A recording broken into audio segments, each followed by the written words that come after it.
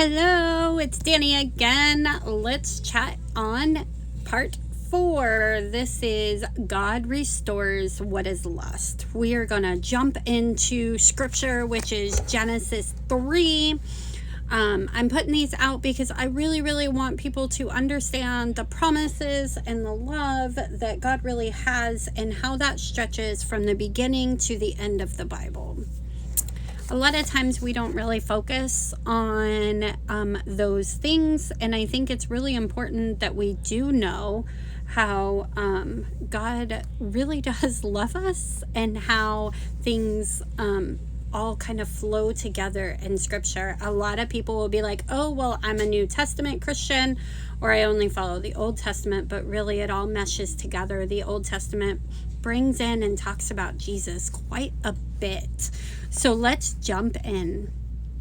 So we experience it 100 different ways. It's the call from the doctor telling us the tests are back and it doesn't look good. Or it's the string of long nights at the office only to not get that promotion or job or whatever we're chasing.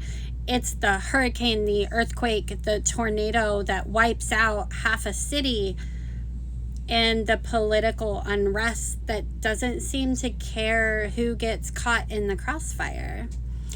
It's that marriage that fell apart no matter how much effort you put into it. It's the guy who said he'd call, or the girl who said she'd call but never really did. It's the pregnancy test that comes back negative when you're really trying. It's the child who has lost her way or his way, and we can't do anything about it to stop it.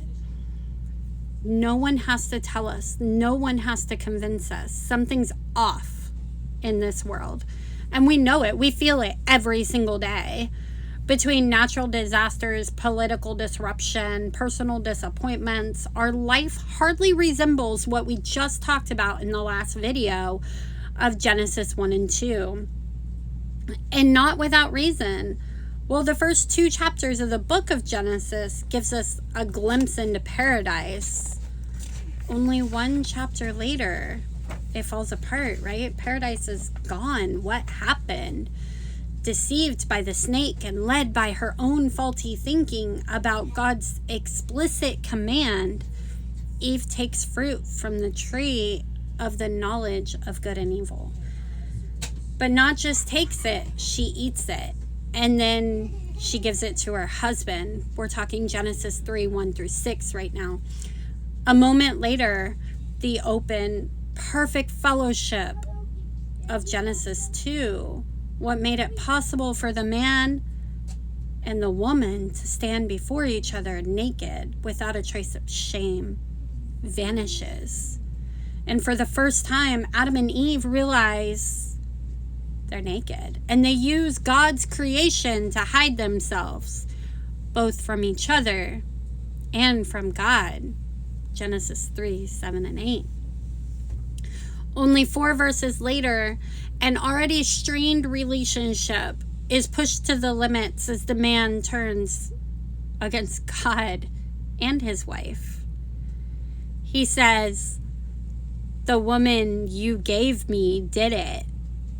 Before all is said and done, all of creation, the woman, the man, the earth, will suffer the effects of Adam and Eve's sin. Verse 14 through 19. As Genesis 3 comes to an end, God drives Adam and Eve out of the garden to make their life east of Eden. It's all too familiar what we see in Genesis 3. And if all we're left with was a picture of a man and his wife broken by sin, it would be almost unbearable. But the thing about God is that He's merciful.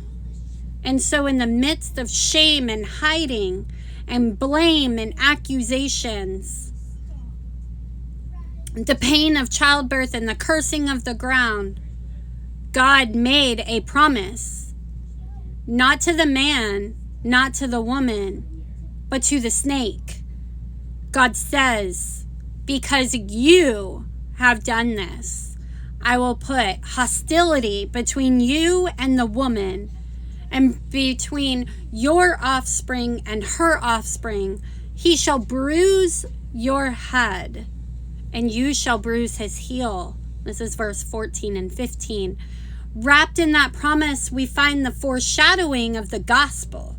The good news that God would send someone who would set right what Adam and Eve, sin had broken. And God has been true to his word, moving heaven and earth to restore what was lost in Genesis 3. It is towards this movement of redemption that we now move. So I want to ask you, is there a part of your life that feels broken, beyond repair? What do you need to entrust to him? What do you need to let go and say, God, you are in control. I give this to you. God is moving heaven and earth to restore what was broken in my life. And I know he'll do it in yours. But you have to release control. You have to say, okay, God, I see you. I see your promises. I see what you are doing. I see you. I trust you. If you don't have a relationship with Jesus, then that's really, really hard. So let's talk about that. Message me. Let's talk about who Jesus is. Let's talk about Jesus and the message that he wants you to have, the relationship he wants you to have with him. We're not talking religion. We're talking relationship. I'm here if you need to talk through that. I'm here if you've never accepted Jesus and you want to. I'm here for you always. I'm just a message away, okay? Or a comment away. I leave you with thinking about not what could be, but what is right now in your life. What is so broken? And I know it popped into your mind right away. Take some time today to give that to Jesus. Take some time today to say, here you go, I surrender. I'm here if you need me, reach out. Have a great day.